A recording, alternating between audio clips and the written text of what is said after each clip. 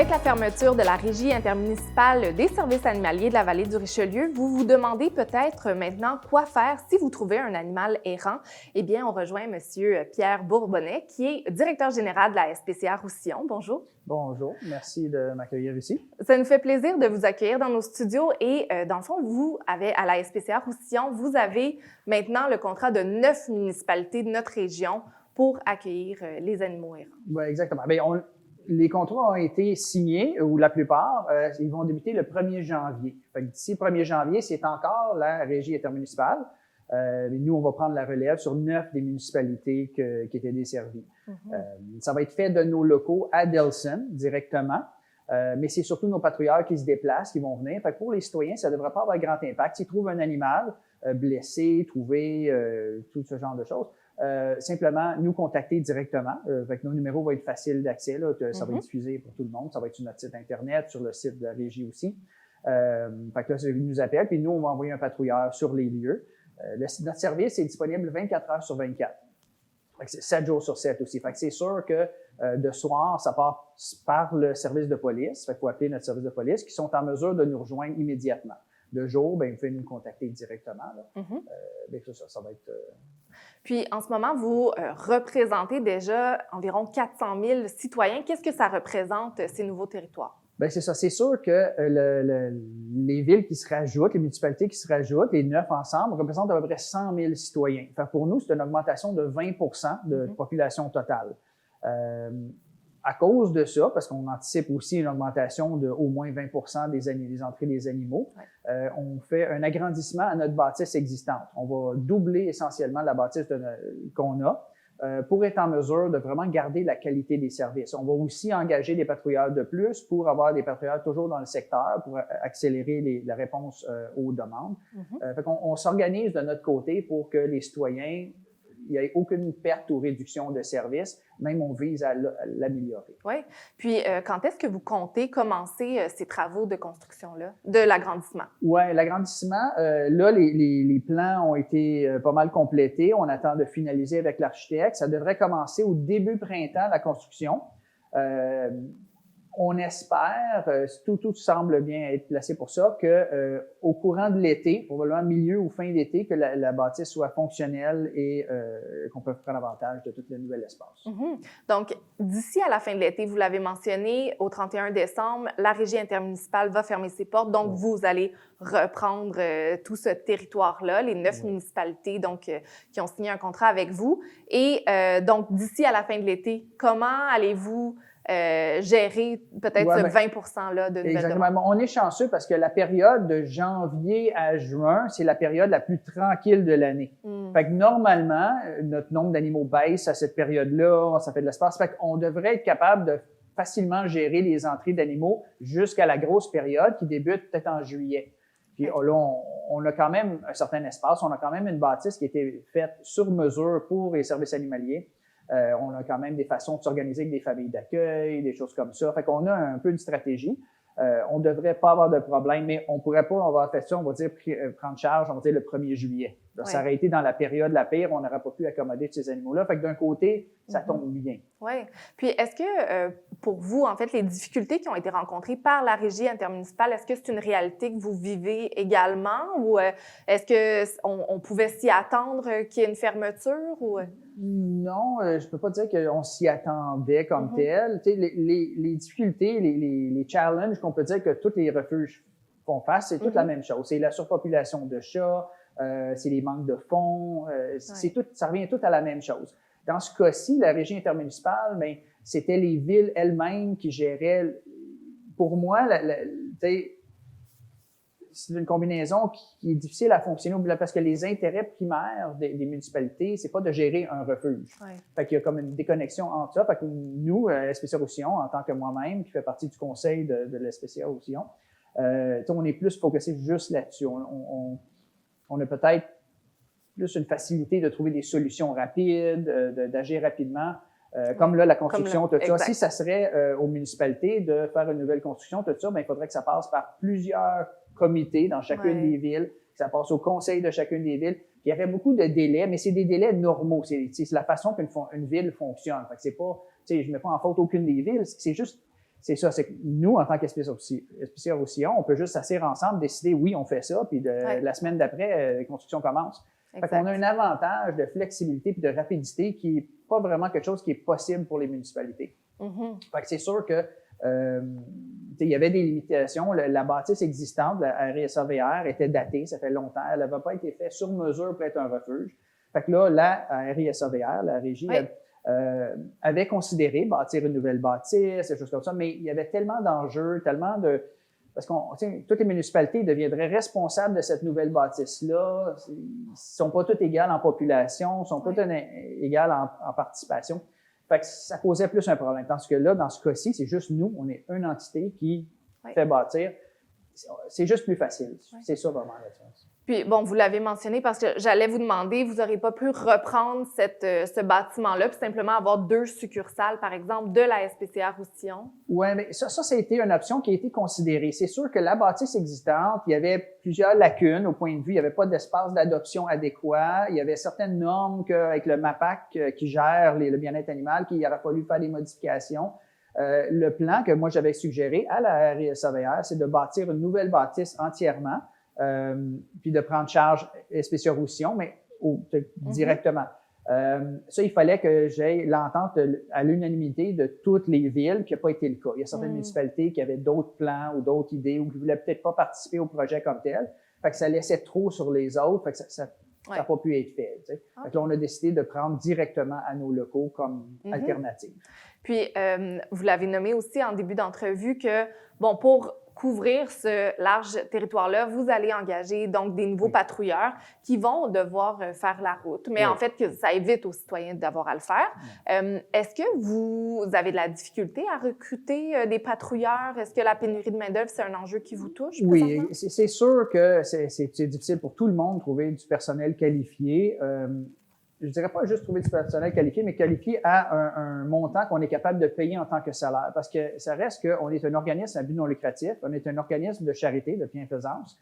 On n'a pas des gros budgets. Puis notre budget va principalement aux soins animaliers. C'est notre mission, c'est ça qu'on fait. Fait que se payer des gros salaires, ça va à l'encontre de qu'est-ce qu'on est. Fait que c'est sûr que c'est difficile d'attirer des gens qui ont besoin. Puis on comprend aujourd'hui avec post-COVID, tout ça, tout coûte extrêmement cher. Fait que c'est difficile, mais nous, on a un montant limité. Fait qu'on doit avoir des gens qui se joignent à nous que leur raison principale de se joindre, c'est le bien-être animal. Ils sont prêts à travailler pour un salaire un peu plus bas qu'ils pourraient peut-être avoir ailleurs, dans plein d'autres endroits, mais que la cause animale fait la différence. Est-ce que vous cherchez toujours des bénévoles également? Oui, on a des bénévoles, mais c'est limité ce que les bénévoles peuvent faire. On a des bénévoles en tant que famille d'accueil pour les petits chatons, les cas médicaux, des choses comme ça. On a des bénévoles marcheurs de chiens, donc on a toujours besoin. On a des bénévoles qui nous aident à faire le ménage dans les chatteries à l'adoption. Mais à l'arrière, pour s'occuper des chiens qu'on vient de trouver ou des chats qu'on vient de trouver, on peut pas avoir des bénévoles parce qu'il y a des protocoles de biosécurité très stricts. Les chiens, il y en a qu'on peut pas savoir leur comportement, ça mettrait à risque les gens. Fait qu'il y a quand même, on a une section médicale. Nous, on a une clinique vétérinaire complète à l'interne avec des vétérinaires à temps plein, des techniciens à temps plein. Puis il y a des protocoles, des choses comme ça qu'on pourrait pas juste avoir des bénévoles qui se promènent là-dedans, ça serait trop risqué. Fait que, oui, on recherche des bénévoles tout le temps, mais c'est limité le montant d'aide qu'ils peuvent nous donner. C'est ça. Donc, la plupart des gens, des membres de votre équipe, ce sont des salariés, des gens qui sont là, qui sont dédiés. Vous avez parlé de votre mission, donc peut-être simplement la renommée, la mission de la SPCA Roussillon. Bien, c'est ça. Nous, on est là principalement pour le bien-être animal. C'est pour faire une différence. On travaille avec les municipalités pour changer les réglementations, pour éduquer le public dans les bonnes façons de faire, pour venir en aide aux animaux qui ont besoin de nous. Comme un animal qui se retrouve perdu ou errant, qui n'a pas de famille. On veut être là pour le prendre, pour trouver une nouvelle famille. Un animal qui se fait blesser ou pour les gens qui peuvent pas garder leurs animaux pour différentes raisons. Puis il y a vraiment des raisons. Le monde, des fois, sont vite à dire « Ah, pourquoi vous abandonnez vos animaux? » Mais il y a des raisons, des fois, très valables, tu sais, pour le fait que quelqu'un peut pas garder son animal. On veut toujours être là pour pouvoir en prendre charge. On veut jamais qu'un animal se fasse abandonner à l'extérieur quand il pourrait venir avec nous. Fait que c'est ça notre mission. Mais il y en a beaucoup plus. Nous, on reçoit des milliers d'animaux par année. Cette année, ça va être à peu près 2000 chats qu'on a pris à notre charge. Tous ces animaux-là sont vus par les vétérinaires, on reçoit le vaccin, le vermifuge, on fait les dossiers, on les affiche sur notre site. Il y a beaucoup, beaucoup de travail derrière ça. Beaucoup de gens pensent qu'on prend les animaux, on les met dans les cages, puis on attend, puis après ça, il y a vraiment beaucoup. Là. On a des investissements au point de vue de l'équipement, on a du personnel, c'est vraiment beaucoup, beaucoup de dépenses que le monde ne voit pas. Fait que c'est ça qui est difficile pour nous. Puis, vous l'avez dit également, pour vous, la qualité du service offert aux animaux, c'est vraiment votre priorité. Il y a des refuges par le passé qui se sont fait des mauvaises réputations. En quoi la SPCA Roussillon se distingue de ça? Oui, bien c'est ça. C'est sûr qu'encore une fois, avec l'argent qu'on a, on est limité à quoi faire. Mais nous, comme je disais, les salaires, au lieu de booster les salaires, on met plus sur les soins des animaux. On a fait bâtir une bâtisse qui était toute pour leur bien-être. Petit exemple, tous les animaux ils ont des fenêtres pour avoir de la lumière naturelle. Il y a tous des systèmes de ventilation 100% air frais pour que ça soit qu'il n'y ait pas de senteur, de choses comme ça. Tout est insonorisé pour pas qu'il y ait de stress avec les animaux. On a vraiment tout mis pour ça. Le personnel, il y a des protocoles de biosécurité, on a des vétérinaires à temps plein. C'est tout fait pour bien s'occuper des animaux.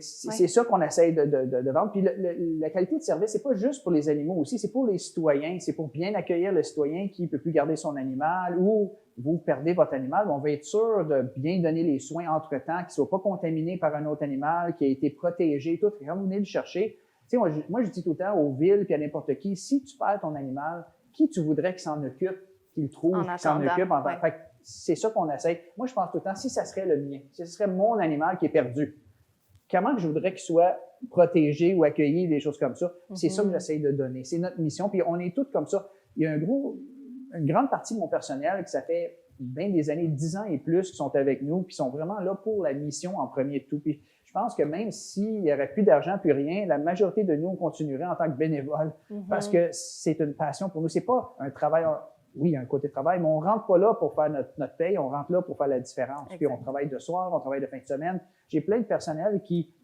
sont là dans leur jour de congé, puis c'est comme normal, on se pose même pas de questions parce que ils venaient voir tel chien, tel chat, on fait des transports d'animaux, même les animaux de la faune, on a des partenariats avec des centres de réhabilitation.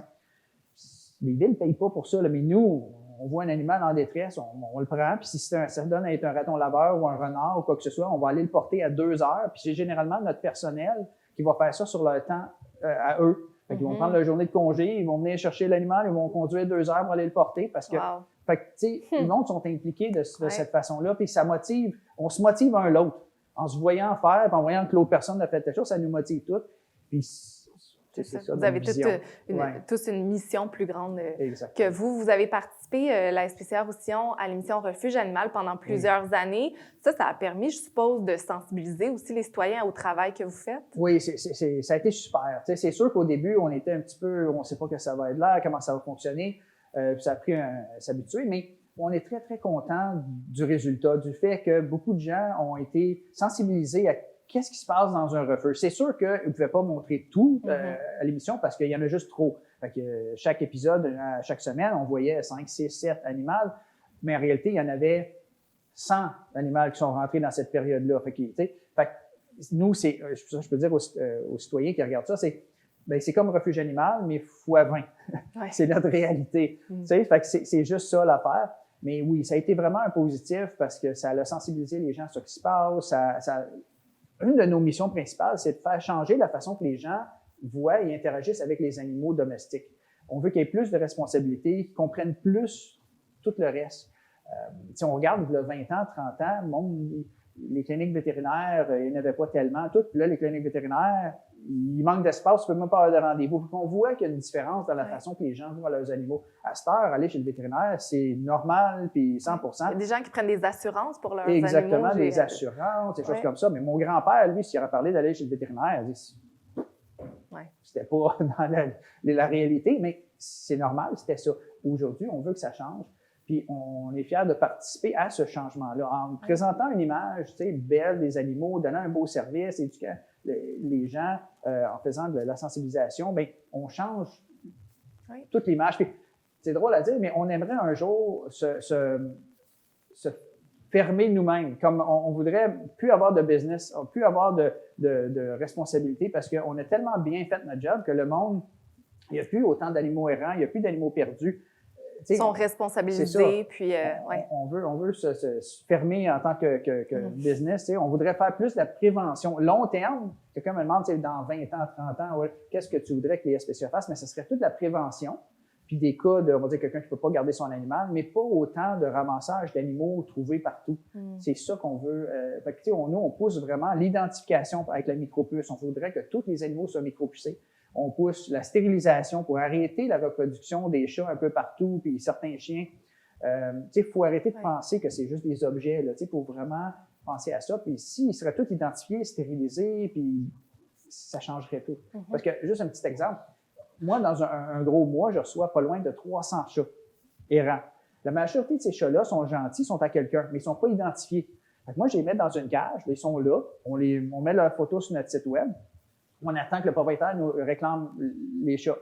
Mais il y a seulement 3% des chats qui sont réclamés par les propriétaires. 97% de ces chats-là, personne ne va jamais les réclamer. Mais quand je le regarde, le chat, il apparaîtrait comme il serait à quelqu'un, puis la majorité, il le serait. Mais moi, je suis pas capable d'identifier. Fait que là, je vais y trouver une nouvelle famille, je vais le placer, puis oui, on va trouver une solution pour ce chat-là. Mais imaginez, il y avait déjà une famille. Si la moitié de mes chats auraient, on va dire, une micropuce, la moitié, pour être optimiste, bien, la moitié des chats, je pourrais simplement appeler les gens et dire « Hey, ton chat, il est ici, viens le chercher. » Qu'on pourrait les réunir avec leur famille. Ça nous aiderait parce qu'on aurait la moitié des chats au refuge. Ces chats-là retourneraient chez eux. Fait que les familles adoptives qui veulent adopter des nouveaux, au lieu d'en manquer, on aurait de surplus. Fait que le reste partirait facilement. Parce qu'on est tout le temps, c'est tout le temps une espèce de course contre combien d'animaux qu'on a, combien d'adoptants qu'on peut trouver. C'est toujours ça qui est notre facteur limitant. Parce que notre capacité d'aider les animaux, c'est pas la grandeur de la bâtisse, c'est pas le nombre de personnel qu'on a, c'est combien d'animaux qu'on peut placer en famille, c'est combien d'adoptants. Fait que c'est le facteur limitant au-dessus de toutes les autres. Je peux avoir la meilleure équipe médicale, je peux tout avoir pour toutes les préparer, mais si j'en reçois plus que je suis capable d'en sortir, je vais toujours en avoir de plus en plus. Fait que c'est ça. Fait que si on est capable de réduire, puis optimiser, puis sensibiliser les gens aussi que quand vous avez besoin d'un animal, ou pas vous avez besoin, mais vous voulez un animal qui fasse partie de votre famille, d'aller en refuge. Que ce soit nous, que ce soit un autre refuge, que ce soit n'importe où, mais de pas en acheter de ceux qui en reproduisent. Parce que on revient toujours aux mêmes choses. Oui, totalement. Wow! Et donc, certainement, les citoyens de la vallée du Richelieu, des 9 municipalités donc, qui vont faire affaire avec la SPCA Roussillon, vont être bien servis. Donc, s'ils trouvent un animal errant, ils vous appellent, on va laisser le numéro au bas de l'écran, ou ils visitent votre site web pour avoir toutes les coordonnées. Ils n'ont pas besoin de le récupérer, de l'amener chez vous. Vous avez des patrouilleurs qui peuvent venir les chercher. Exactement. Si je perds mon animal, je peux également vous appeler. Oui, on a une base de données des animaux perdus. On vous demande d'envoyer une photo. Puis on s'est vraiment équipé bien. On a un système informatique qui a la localisation géographique. Fait que si je retrouve, on va dire, tu as perdu un chien, moi, je retrouve un chien, un labrador brun, quelque part. Là, quand on va dans notre système, on rentre les coordonnées ou l'adresse où il a été trouvé, puis là, on demande au système, en dedans de, on va dire, 3 km, montre-moi tous les animaux déclarés perdus ou qui sont licenciés. Fait qu'on peut activement essayer de trouver le propriétaire. Wow. Fait que c'est ça. Fait que c'est sûr que oui, si vous avez perdu votre animal, vous nous contactez. Là, nous, on va être en mesure de vous rentrer tout dans le système comme animal perdu pour augmenter les chances. C'est sûr que l'identification reste le numéro 1. Aussitôt qu'ils sont identifiés, on vous contacte tout de suite. Dans le cas d'un animal trouvé, si on trouve un animal qui a une identification, c'est sûr qu'on ne le ramènera pas à nos locaux. On va contacter le propriétaire directement pour soit qu'il vienne le chercher sur les lieux ou qu'on aille le porter. T'sais, on va tout faire pour éviter de transporter des animaux d'un côté à l'autre. Dans le pire des cas, qu'on n'a pas pu identifier, qu'on a ramené l'animal au refuge, mais là, les citoyens vont être... Il va falloir qu'ils viennent les chercher à notre refuge, mais qui est quand même une trentaine de minutes. Fait que c'est pas comme si on est 2 heures de voyagement, des choses comme ça. Puis je pense que quelqu'un qui a perdu son animal, tout ça, ça sera pas une grosse chose de faire 30 minutes. Exactement. Quand on pense, si on veut aller à Montréal, si on veut aller n'importe où, ben on parle du même montant de temps. Fait que c'est pas... Totalement. On aimerait être plus près un peu, tout ça, mais... C'est ça, c'est une affaire de fond, de coût, de choses pour faire. Donc, encore une fois, merci. Merci, M. Bourbonnais, d'avoir répondu à nos questions, puis de nous avoir dressé aussi un portrait là, sur la réalité que vivent les animaux errants, mais votre réalité aussi en tant que SPCA. Merci de nous avoir éclairé là-dessus. Bienvenue. Et c'est ça. On va essayer de faire le mieux qu'on peut. On espère que les citoyens vont apprécier le service qu'on va leur donner. Certainement. J'en doute pas. Merci. Merci.